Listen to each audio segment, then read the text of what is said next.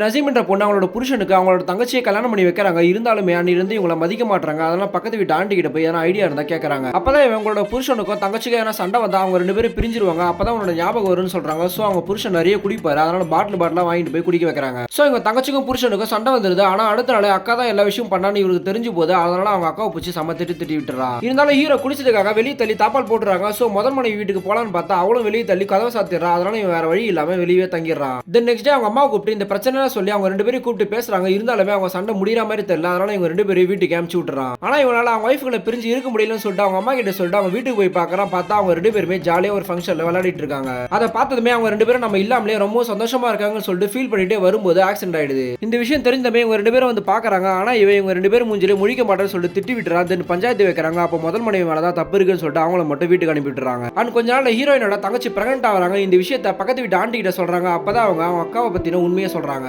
உனக்கு கல்யாணம் அதே டைம்ல உங்க அக்கா வாழ்ந்து எடுத்தா ஒருவேளை நம்ம பிறண்டாதான் தங்கச்சி வாழ்க்கை வீணானு சொல்லிட்டு அவனோட ஃபர்ஸ்ட் நைட்டே கெடுத்தாங்கன்னு சொல்றா. இந்த விஷயம் கேட்டதுமே அக்காவை நினைச்சு ரொம்ப ஃபீல் பண்றா. தென் அவளை மீட் பண்ணி வயித்துல வர குழந்தைக்கு நீ ஒரு அம்மா தான் சொல்றாங்க. அதை கேட்டதுமே அவங்களும் ரொம்ப சந்தோஷப்படுறாங்க.